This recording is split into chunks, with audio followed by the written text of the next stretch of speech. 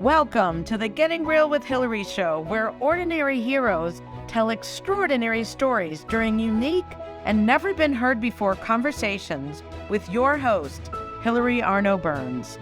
Hilary's unique listening and way of asking questions results in conversations that aren't usually talked about, so you can create the life that you really want but are afraid you can't really have.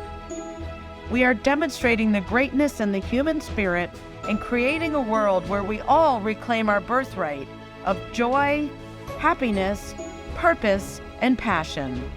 Now, here's your host, Hilary Arno Burns.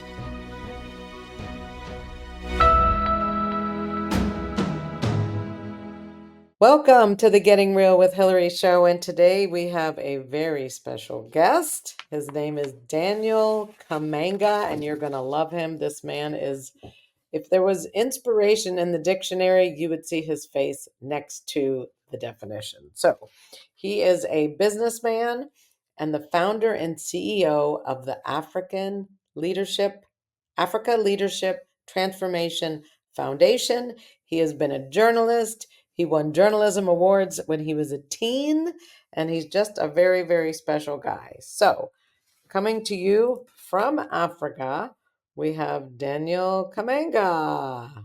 Thank you, Hilary. Thank you for the introduction. So this is just so you know, the reason why we're smiling. We this is our take two, because we had some internet connection problems. So we're just keeping our fingers crossed that this time works. We are across the world from each other, and that's kind of a miracle in and of itself. So, so the last time we were talking about Daniel, and he won a journalism award when he was just a teenager, and then became a journalist for about 10 years. So if you want to just tell them about that award, it's kind of special, and what you wrote on, and that he won a national competition. So he's from Kenya, Nairobi, Kenya. Go ahead. I'll be quiet. Yeah. Well, that award was very special for me, and it was a competition by the Standard newspaper in Kenya. The Standard newspaper is the oldest newspaper in Kenya. It was started in 1902, and it's still going strong. So when I was a teenager, they ran a competition, and they asked people to write essays about how Kenyan companies can help to employ the disabled. And I don't know what I wrote, and I don't even know whether teenagers should be involved in inquiries like that. But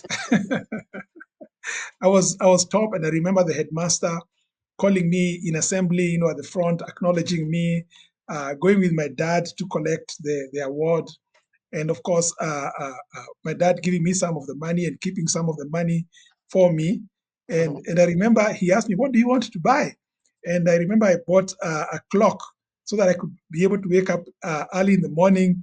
This beautiful clock, a yellow beautiful clock that would ring and would wake me up so that I can be able to study. And that award became a very important award because my life has been really influenced by those type of things. So when I was in university, I was one of the top three journalists. I was doing a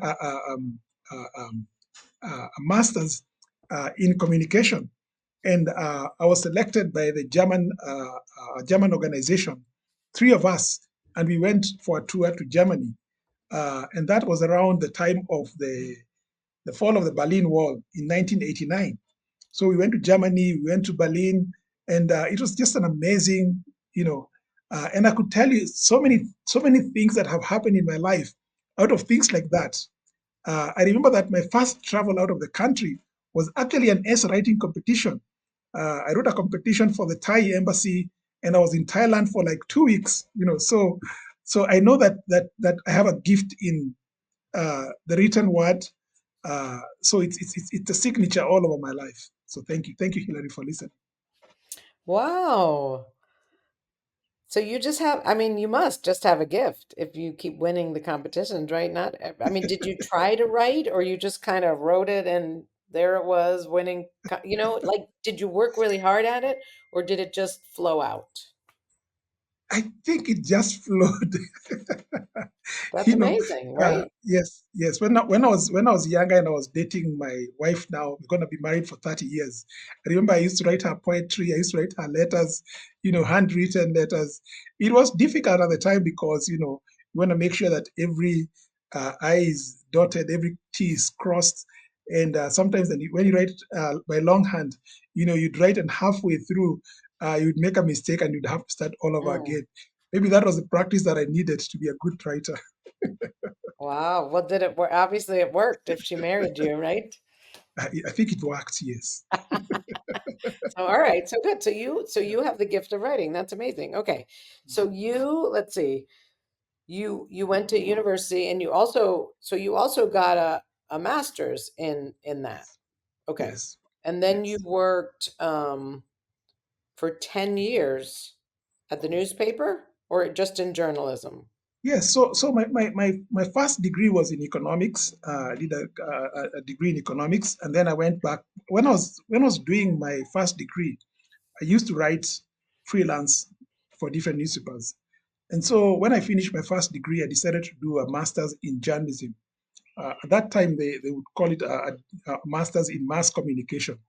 I think it was just a front runner for the social media. So the whole Mm. mass Oh, communication, yeah. And then I worked in the media. Um, and I worked in the media for about 10 years, and then I decided to do a master's in business. I was the business editor of the biggest newspaper in Kenya, actually in the region in East Africa.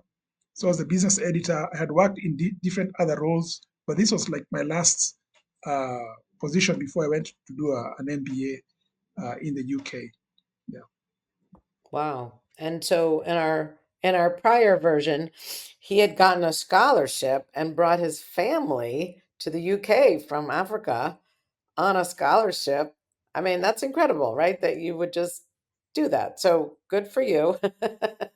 Yeah, I was newly married, Hilary, and so my daughter was almost 2 years, and I looked at leaving my wife and my daughter uh, back home in Kenya, and I thought the right decision was to be with them in the UK.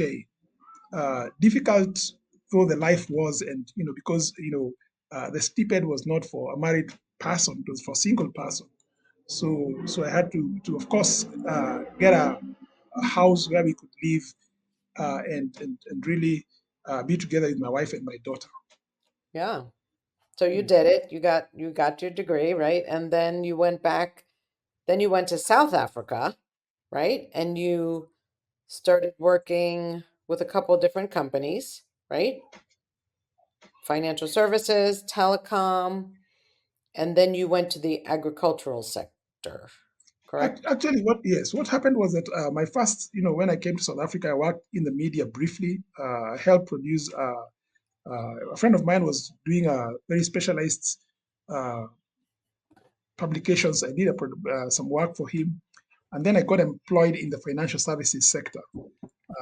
So I worked in the financial services sector for some time, and then I left to join the telecoms industry. Uh, and I can share the story of how I joined the telecoms industry. And after working in the telecoms industry, I then worked in the agricultural sector.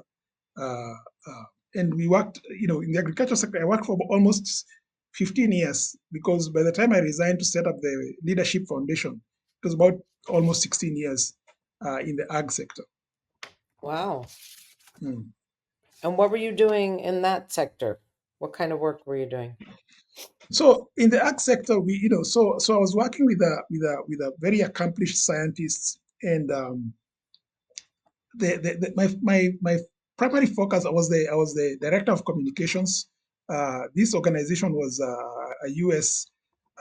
Registered non-profit organization. So I was the Mm, director of communication. I was dealing with a lot with fundraising. We mm. had a strong communication component, fundraising, government liaison, dealing with that type of work. That was really what I was doing, and we had a great run. We did huge projects, multi-million dollar projects funded by almost most of the people funding projects in Africa. And then I got to a place where I began to think about what was missing for me, and what is still missing for me is leadership. And I saw the need to transform leadership. And it took me a while to really get everything together to be focused on this area, which is really for me the love of my life, and which is really what I've given my life to at the moment. Now, what was the purpose of the agricultural company that you saw? So what was the purpose of that, and how did you see that leadership was missing? So the agriculture for me was the fact that a lot of people on the continent are involved in agriculture in one way or the other. Okay. I always say that if you are in Kenya, for example, and you saw the rain, there was good rains, you could go to the stock market and invest and make a lot of money. Why? Because agriculture influences everything from the financial services to tourism to telecom. So being in the agricultural sector was for me a very, very important opportunity to be able to work with in a sector where that influences majority of the people on the continent. Yes. And why? Just, coming from the US, we're not, where I am, it's not agricultural oriented. Is it because everything is farming? Like, why is the agriculture so, why, like this, how can it affect the stock market? Yeah, well, the thing is that even in the US and in the Western world, there was a time that those economies were driven largely by agriculture.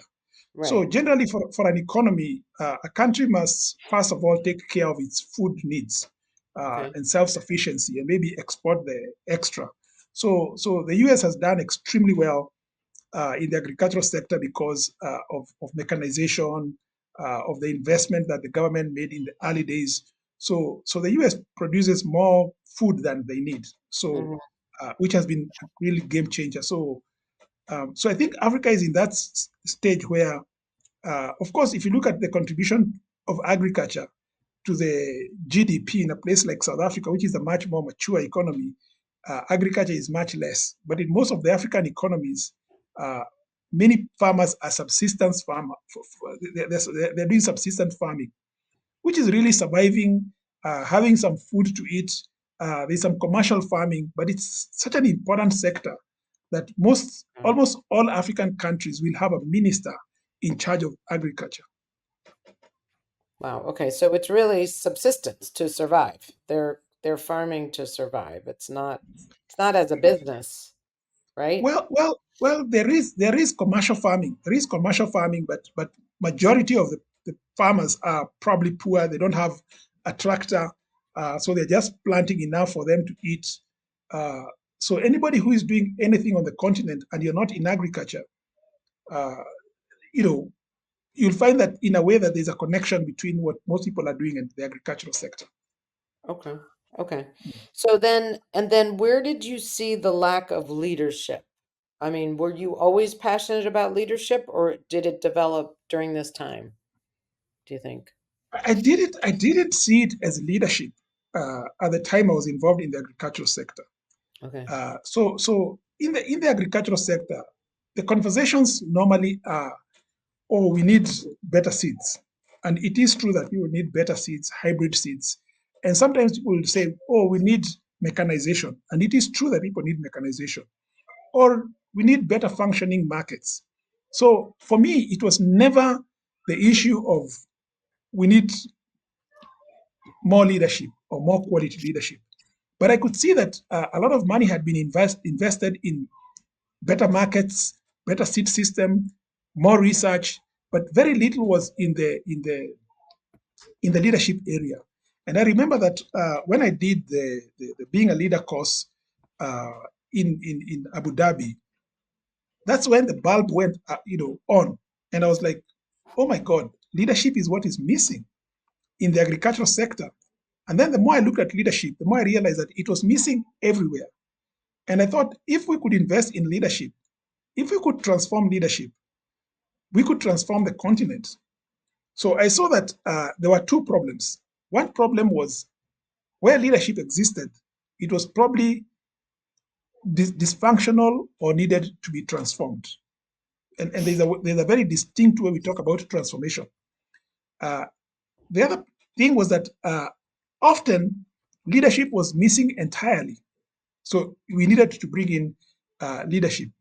And so that's what I saw. And I thought, you would find, for example, you'll find almost all the big funders to the African continent, the Gates Foundation, the Rockefeller Foundation, USAID, most of them have got programs where they are funding specific things in agriculture or in other sectors, whether it's climate change. But very few of them are really funding leadership. Uh, I've spoken to some of my friends in some of these organizations and in the sector and saying, if you have a $10 million agricultural budget for a certain country, if you took just 0.5 or 1 or 10% of that and said, I'm going to go after leadership, you would find that your return on that investment would go exponentially. And I talk about leadership across the board. So leadership from the recipients of whatever it is that you're doing, leadership at the people who are funding, they need some kind of leadership that will be able to unlock value of what it is that, whether you're doing seed systems, whether you're doing markets, whether you are doing research, whatever it is that you're doing, leadership is integral to transforming the continent. Wow. So, okay, so let's take the seeds. They're putting millions into that. Okay. Yes. If instead they invested in the leadership, how would that make the seed program better? You know what I mean? More effective, more return. Yeah. I mean, it Yeah. seems Yeah. like, Yeah. tell me if I'm paraphrasing wrong, they're kind of throwing away their money right now to a certain extent. Well, I wouldn't put it that way. I would say that Okay. it's not an either or. And Okay. I would be the last person to make wrong what many of these amazing organizations are doing. They're doing amazing work. All Okay. I'm saying that what's missing is in the leadership area. Let's take, for example, seed systems. Okay. Now, in the seed systems, there are a lot of different conversations in the seed systems. The first thing is, do we have the right seed varieties for the climate, for the soils? So that's a whole conversation on seed. Now, to have that conversation, you need the conversation of the seed companies, you need conversations of the farmers who are using those seeds. You need conversations with the government that is involved in the agricultural sector. You need conversations with donors. You need conversations with research organizations.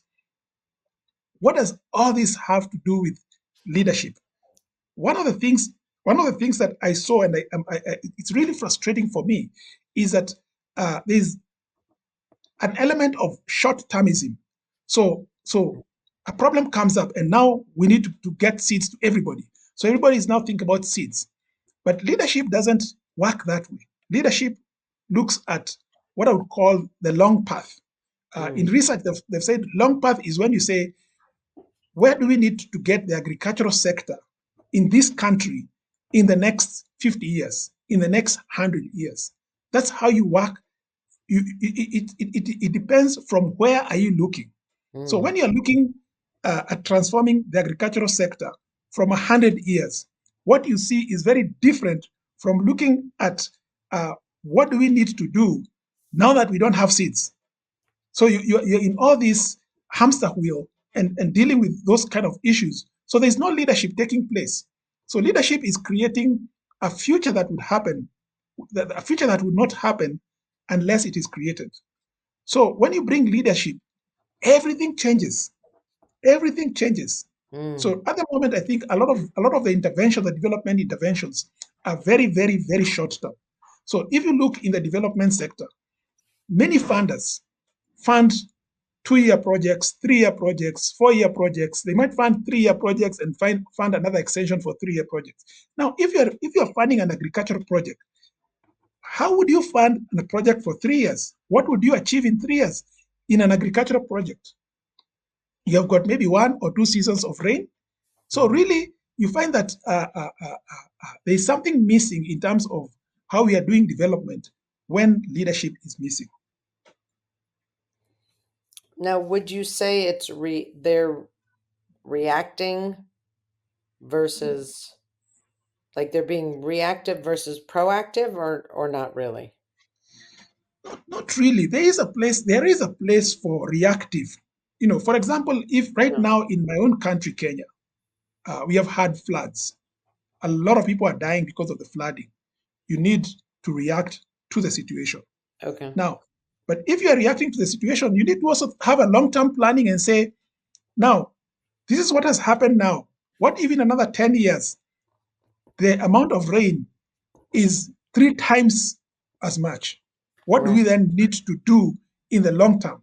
So some of these things, we experience them because of the short term nature of how we are intervening in challenges. Yeah. Yes, yes. So when you're saying leadership, I know there's more aspects of leadership, but the what I've heard so far you say is that leaders would plan for a longer period of time, not just look at a 2 or 3 year, but really 100 years or 10 years or 25 years or something. And that's what you are looking to create, more people thinking that way.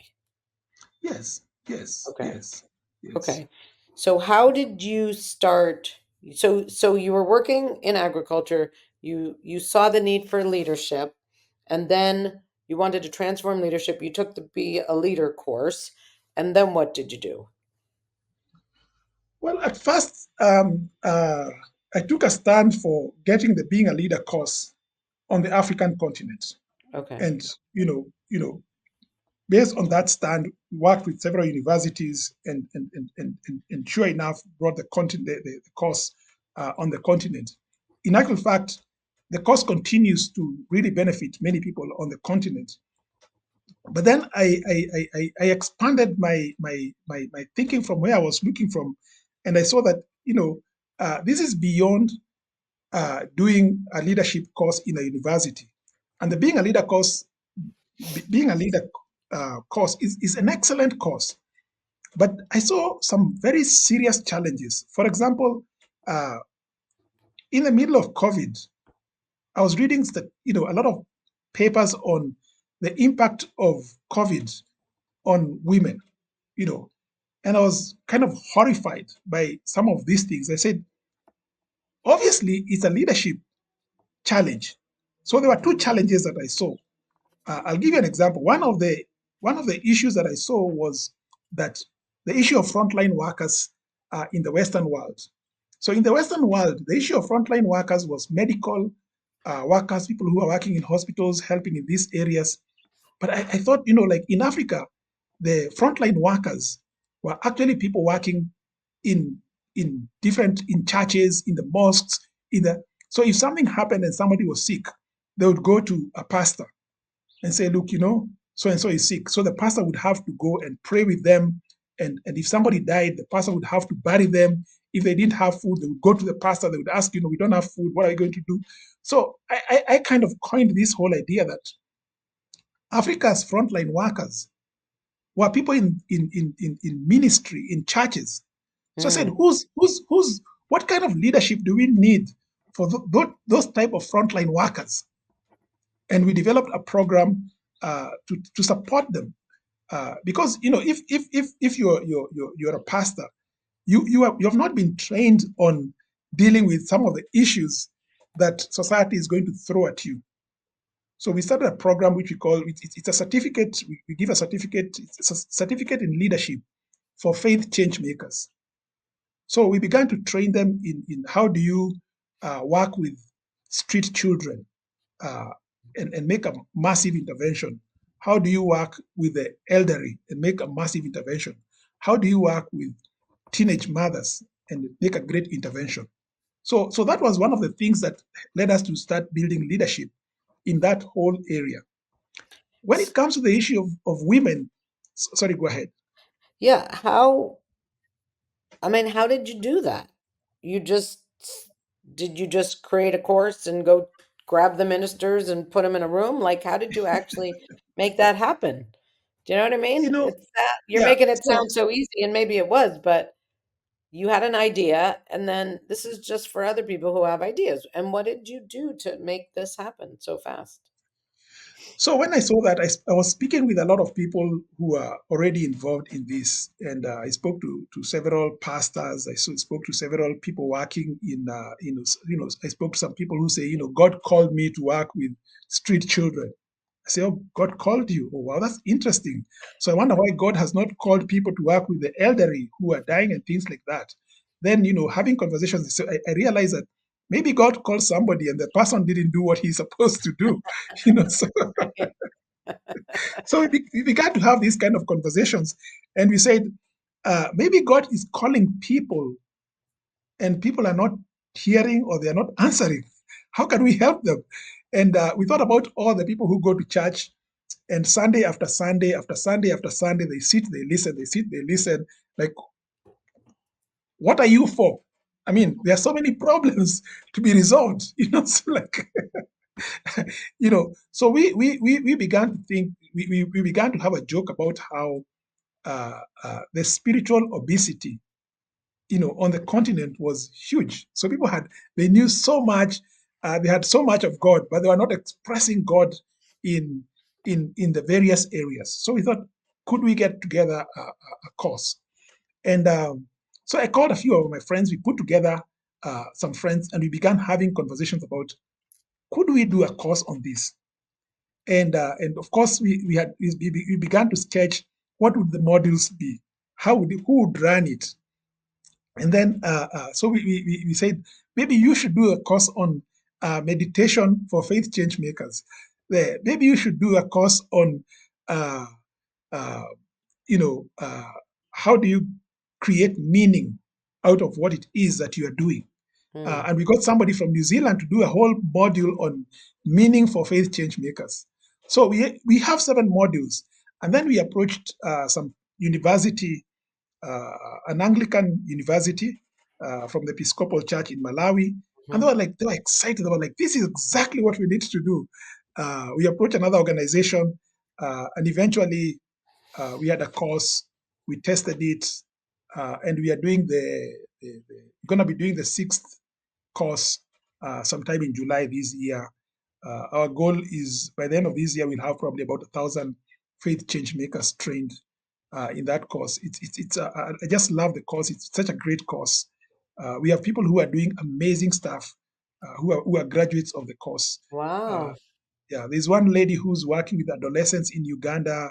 There's a guy in Malawi who's working with the elderly. So we kind of like get people to work. So, yeah. And what do you think is the piece that, you say from spiritual obesity, like, yes, praying in church, la la la, to now taking action? What do you think was the piece that switched? I think that, especially within the Christian faith, I think many people are waiting kind of to hear the audible voice of God. Mm, Like, Mr. Kamanga, I'm calling you to go. yeah. So even the work that we are doing in leadership, I believe that this is God's call on my life. Now I Hmm. have this whole idea that if God called you to do, if you're not doing what God called you to do, I think God is so big He can tell you, hey, Mr. Kamanga, not that one, move this way. Yeah. So I'm really for people getting their hands dirty. Mm. See what you can do with what you have, and start. But so something in that course got them to get, let's just say, off their butts. Like Yes. something, do you have any idea? Or maybe you reached into their heart, or I don't think you shamed them, but I think, I mean, because I see it, when people want to do something, but it's like well, maybe they didn't even want to do it. They were just lazy. Maybe they were just comfortable. And this got them to tune into some other place, like maybe their heart, and get them Yeah, going. probably. Let me tell you a story. There was a conversation we were having. There was a lady who had been working in prison with prisoners for 14 years from the UK. She's from Zambia. And then there was a lady from South Africa who had always wanted to work in prison ministries, but had never done anything about it. So we're having this conversation, and this lady is saying how she has lived a life of fulfillment working with people in prisons. And then this other lady says, oh my God, this is what God told me to do 14 years ago. So it's almost like when that lady didn't obey God, if you want to put it that way, God got somebody else to do it. Now, I can't prove to you that that's what happened, but in this conversation, this lady really got that. I know that God called me to do this, but I was like, I don't have this, I don't have that, I don't have that, I don't have that. This other lady, when God called her, she just took off. She Right. said, well, Yeah. I can buy some apples and go to a prison Yeah. and be the prisoners. I don't need to have like $1 million. Now, of course, you can create a program that becomes very large, but nobody starts that way. Yeah. So yeah, I see. No, that's a great example. So did the second woman then go with her and start working in the prisons? She didn't go with her, but she got really clear, and other people got clear. So most Christians know that uh, the whole life of faith is a life of service. Mm. Yeah, they know that innately. And most people can say, you know what, I've been disobedient. So, Mm. yeah, so it's easy to get people to see that I ought to be doing something with my life. I Mm. ought to be serving somewhere. I always give the example of Mother Teresa. Uh, you know, I mean, she's an icon of service, but she started with one or two street children. You know, now there are so many orphanages all over the world, but it had to start with one child, one Mm. street child, bring that one in. So that's how it starts. There's no other way. Yeah. Mm. So it seems like you're getting them in a conversation, you're opening their eyes and you're having them see it doesn't have to be a big deal, just take an action. Just take a small action and that's the beginning, right? Yeah, and on the African continent, I mean, I always say that we are so lucky because we have problems all around us. There's no I shortage. mean, No yeah, shortage. yeah, you don't need to look a lot. Maybe in the US or Europe, you might struggle with what do you do. But on No. the African continent, just walk out of the street and there are people who have who are looking for jobs. Mm. Grown men sitting under a tree. You could start. One lady came to one of our courses. She's a refugee girl. She came to the course and she was like, "Oh my God, I can change the other girl's life." She started by calling a few girls to sit under a tree and saying, tell me the problems you have. This is a question most of these girls, nobody had ever asked them that kind of question. Mm. Yeah. And she started Wow. making a difference with 3, 4, 5 girls. They would say how they were sexually abused. They would say how they're having depression. They would say all these kind of things. It started by somebody saying, I don't have money, I don't have any, but I have my mouth and I can sit under a tree. And she's making a difference, a refugee girl. In Wow. fact, she became so good at what she was doing. Somebody asked her, like, where did you learn all this? And then they gave her a job somewhere in the camp, in the refugee camp. So she now has a job out of serving other people. Wow. All That's right. that's We're that's gonna the lead, that's the leadership that's missing. Not the leadership that of you're in a big air conditioned office. Uh, right. it's important to have that, but we are really about democratizing leadership and getting leadership to those people who need it the most. Mm. All right. Yes. Hold that thought. I'm writing that down. We're going to go to our commercial break with our sponsor, and we'll be right back with more from Daniel Kamanga.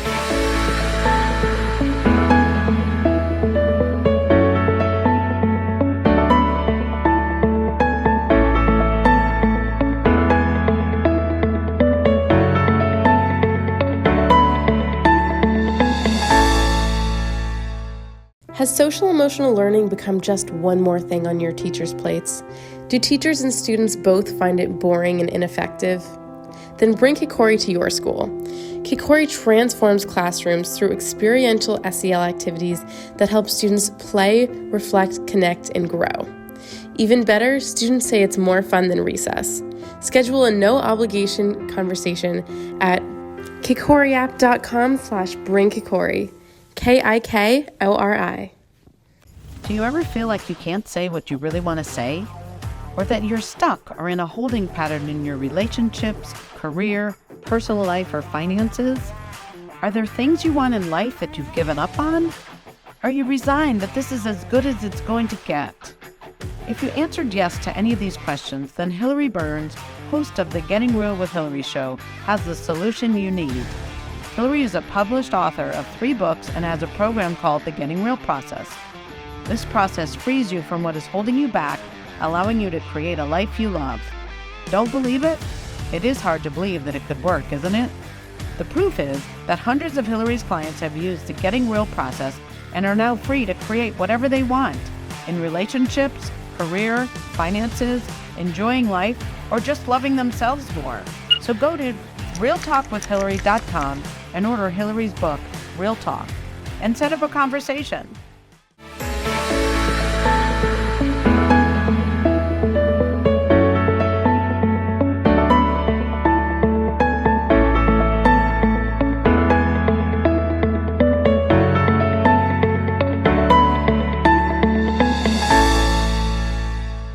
Okay, thank you as always to our sponsor, KikoriApp.com. If you want to bring experiential social emotional learning to your schools, businesses, even to Africa, go to KikoriApp.com and schedule time to talk to them. They have amazing activities that get you connected, feeling social, having kids belong, and getting back to where they should be if it wasn't for COVID. Also, as you saw in my commercial, here's my book, Real Talk. If you have areas where you're not speaking up, where you're afraid, you don't think you can, give me a call. We will get you free to creating that life you love and have you saying all those things you think about, but just don't think can come out of your mouth. You can go to Hilary at gettingrealwithhilary.com and tell me you want to have a conversation. And all right, now we're going to hear more from this wonderful Daniel Kamanga. Wow. You make it sound so easy what you're doing. And I know maybe it was, but all right. So your company, you're the founder and CEO of the Africa Leadership Transformation Foundation. Is that what this was with the ministry, the Faith Change Makers, or is that after? Is that part of it? Is that where you started and then it evolved? It's part of it. The vision of our foundation is transforming leadership as the key to an Africa that works for everyone. So we're the business of transforming leadership. That means where leadership exists, we look at that leadership and see, is there a need to transform that leadership? And where leadership is absent, how can we create leadership that is transformed, leadership that can actually make the lives of people better? And to that end, our goal is to have 1 million leaders in 10 African countries by 2050. So we actually started with a women's program in the middle of COVID. So what happened was that, as I said earlier, there were a lot of challenges with women. The statistics were horrendous in terms of what was going on. And just similar to the Faith Change Makers course, we brought together several women and we began a conversation. In actual fact, we brought 5 women. We brought a woman from the US, we brought a woman from France, we brought a woman from Kenya, we brought a woman from South Africa, and we brought a woman from Nigeria. And we began to say, if leaders, if we were to have a course that would support women, what kind of course would we have? This is where we started. Wow. And then Now, was that the one with Eileen? I keep waiting for that one. Was that the one? Yes, it Okay. was. It was with Eileen Epperson, who did a module on forgiveness. Yes, and we had somebody else in France do a module on resilience, you know, and we worked over almost 6 months with each of those women. And then we got the women together, conversations. And then we created the modules. Um, and then we had a lady from Nigeria. We said, most women will never get a therapist. But given the issues they face, what do we then do if they don't get a therapist? Can't they be their own therapists? So we had all these kind of crazy questions. And she said, well, we can teach the women to tap, they call it EFT. So she would teach on how to very, very so if you're going through a very she would be on Zoom and ask somebody, if you are going through a very difficult situation, on a scale of 1 to 10, 1 being you're okay, and 10 being you're very bad. And somebody would put up their hand and they would be on a 9, and she would work with them. And we still have this. She would work with them, and at the end of it, while all the other women would be on the course, and at the end of the course, invariably, in every situation, they would drop from a 9 and come back to a 6 or a 5 or even a 3 and get that cleared, just in that moment of conversation and what they were being taught. So, we then created a prototype course, and we had 77 women come on the course. So we are Was just it about on to go. Zoom? Was it on It was on, Zoom? it was on Zoom. Okay. Yeah, and it Wow. is still on Zoom. Yes. Okay. Mm. So, okay, so 77. So that was your first thing. When was that? What year was that? I could be wrong. It must have been 2021. Okay, so 3 years ago. And then from there, so that was how you started with the women. And from there, you took that course. And how many times have you done it We're now? gonna be on. You're gonna be on the 8th course in July. Wow. Mm. And so what have been the results from the women? I know you had talked about the refugees, single mother.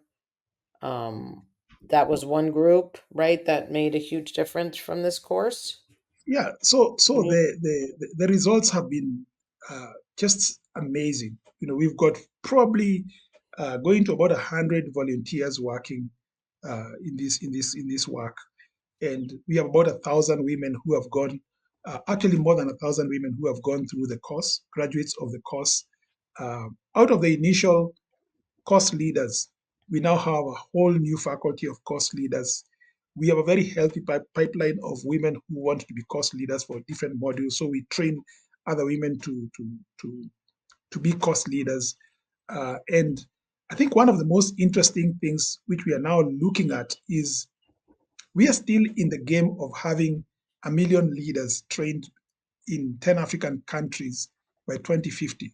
So while we are very happy that we have got about 1,000 women who've been trained, and we can probably train probably 1,000 every year, that won't get us to the million or to the 500,000 women trained by 2050.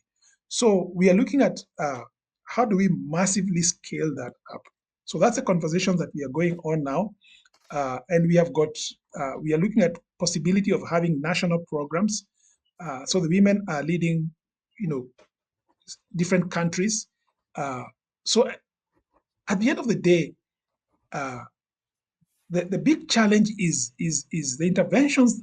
So the challenges that women face on the African continent and globally, they cannot be solved on a small scale. They have to be solved at scale. So that's really the game that we want to play. But you can't have a conversation of scale before you refine your game at the level of about 1,000. So we've looked at what we are doing right and what we need to learn with a view to really scaling up this exponentially. Wow. And question, originally you were talking about leadership. Now you're talking about women. When did you switch from leadership, to me, that includes everybody, to focus on women? Can you just say how that came about? So the Africa Women Leadership and Mental Wellbeing course, that's the title of that course. So it's a leadership course that includes mental well-being. And it was our first course. And the reason why it was our first course, we saw that the challenge of women leadership and mental well-being was huge and remains huge. I mean, the conversations on if you are in one of our courses, you'd probably feel like there's some therapy going on. There are women who have come overwhelmed by their circumstances and probably wanting to commit suicide. And in a breakaway room, in a conversation, they get clear that their commitment is to be alive for themselves, for their children, for their husbands, for their families. So it's that type of a course. So it's a very, very powerful course. There are people who are therapists and psychologists who have come on the course, and they've been surprised that something like that actually exists. So we've been surprised ourselves because when you create a course, you kind of have this mentality that I'm going to go out there and teach people about this and about that. And actually, what has happened is that, for example, the women from the refugee camps have taught all of us things that we could never have been able to truly understand. So when they have conversations on forgiveness as refugee women, it's a whole different conversation that you come into the classroom with. So the whole thing has changed from teaching women about leadership, and now our focus is actually more calling forth the leadership of women that is already there in them. The African women, they are already, it's actually calling forth the resilience of the African women. I'll give you just one simple example. The lady who teaches on resilience normally asks the women a question. How many of you have ever had a situation whereby maybe there is no food in the house and somehow you manage to get something and people ate for that night, and almost all the hands go up? So African women will find a way of doing things like it's almost, or how many of you needed to go for a job interview, but you didn't have your hair made up and you found a way of, getting your hair in a style and people are like, wow, like, how did you do that? So this type of resilience really resonates with the women. So we are not teaching. That's why we talk about course leaders. We are leading, we are drawing out the resilience, we are drawing out the leadership, the leadership out of the women in this particular course. Yeah. And so, I mean, I don't want to get us off track, but I keep thinking, what about the men? Is it because the women will impact the men? That's why you're focusing on the women. By creating women leaders, it will impact everybody. Do you know what I mean? Like you could just have a leadership corps for anybody, but you're focusing on women. I mean, I understand the need, but it's like, is that because they'll impact the rest? I mean, I'm just wondering. And it, Not, just not, doesn't. not really. I think when we had the conversation with the women, the questions we were asking, women are facing all these myriads of challenges. Okay. Can we come up with a course that gets them clear, that resolves the issues, Yeah. and gets them to begin to really be powerful to do what they need to do? This was a question we were responding to when we came up with the course.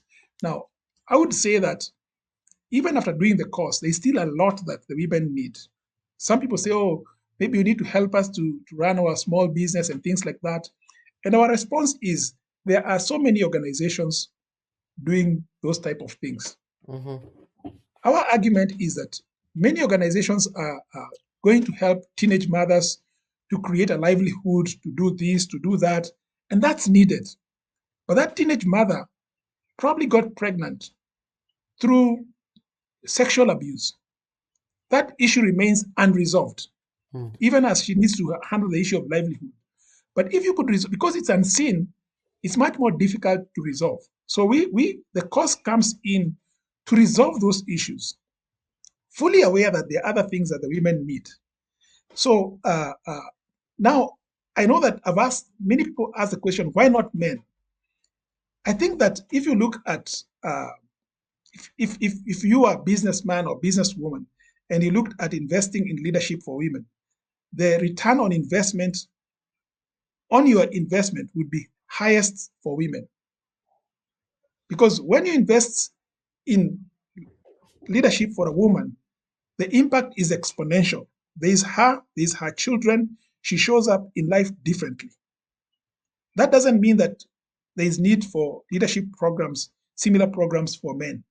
And we have not ruled out the possibility that we could do one. But we are already kind of overwhelmed by the need for leadership for women. Yeah. Yes. Yeah. And it seems like there's a lot of issues, yeah, that you're solving. So, wow. Whew, amazing, amazing work. What would you say?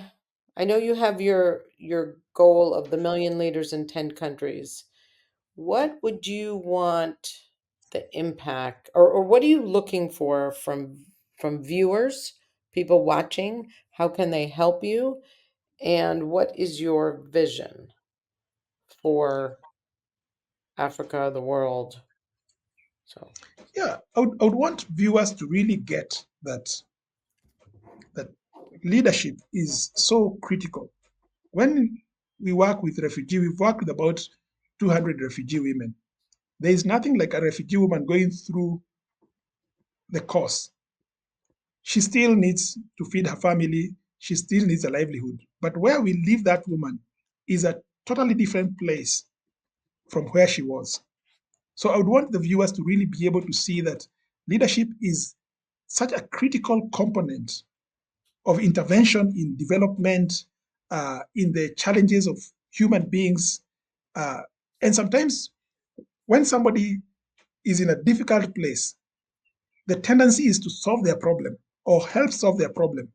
And I'm not saying that you shouldn't solve their problem, but perhaps an intervention that is sustainable and more long term is helping them to see that they have the capacity and the agency to be able to solve their own problem. So that's the first thing that, I could come here and say, you know what, if we got more money, we would train more refugee women. And that's true. But I would want to ensure that those people who support us don't support us. We are not coming here to say we are needy or finances are, if you don't give us money, we won't do this. No, we'll continue doing it with whatever we have. But, it's very, very important to see that if you put $250 to train maybe 10 women in the refugee camp, I want you to get that $250 has such a huge impact. And people who have gotten this find it very easy to support the work that we are doing. So I would want people to really get that leadership is really, really critical. And when you transform somebody's life to a place where they are not even asking you for food, they're not even asking you for those things which they need. That's a transformation that is very, very powerful. Yeah. wow. So let's say somebody wanted to donate the $250, how would they do that? So on our website, we have a donate button. You can go on our website. I'm sure you'll have the website on the show. Yeah, I'll put it on the It's notes, but what, ALT. can you just say it? Yeah, go ahead. What's the It's website? ALT. Yeah, Okay. it's ALT Foundation. altfoundation.africa. Okay. altfoundation.africa. Yes. Okay. So if anybody wants to donate, even $250, altfoundation.africa. Okay, great. Yes. Yeah. Thank you. And thank you for that. And it seems like, there's a lot of things wrapped up when you say leadership. It means hope, it means resilience, it means forgiveness, it means reaching in to get their strength so that they don't want to just give up because it's too hard. And so just, thank you for all of that. If you could have your ideal situation, let's say 5 years, 10 years, how would and I know the million leaders, but besides that, just in your heart, how would you see the world 5, 10 years? I'm already on the way to um, to not being such a critical person in the women's cause. Mhm. The women's cause can run without me. So if you ask me in 5 years, I would want to have built uh, teams of people who are so that the system is self-replicating and there are structures that are ongoing. And in 5 years, I would definitely want us to be really on track to 1 million leaders. I would want to have a clear pathway that this is happening. We are on track for 1 million leaders. So I think that right now uh, we have been very lucky to achieve what we have been able to achieve. We feel so lucky. We think that it's been great achievement, but we think we have only just scratched the surface. There's a lot to learn from. There's a lot to do. And in 5 years, I would love to really have the systems uh, on full operation, moving forward towards 1 million leaders in Africa, in 10 African countries. Okay. And like in 3 words, if you could, or 5, let's say you have those million leaders. How do you see Africa? What are some words to describe the Africa of 1 million leaders? Joyful, creative, resilience, and contributing to the rest of the world. Wow.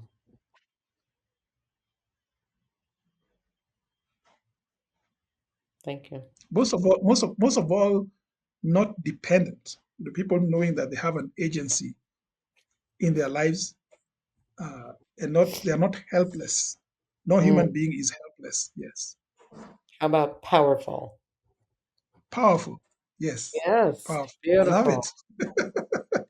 All I right. love it. So Yeah. cheers to a powerful Africa. Yeah. Thank you, Yes. Daniel. Thank you so much for your work, for your selflessness, for your contribution, for the difference you make.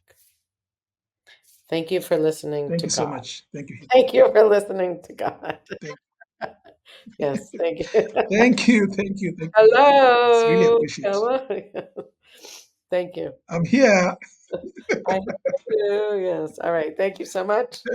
Thank you, everyone, for Thank listening, you. and we'll see you next week. Thank you for watching this episode. I started getting real with Hilary when I discovered that I was a people-pleasing, pleasant phony and wanted to be more of my real self. We can grow together if you will like the show, subscribe to my channel, and share this episode with your friends and family so that we can have a world that's more real.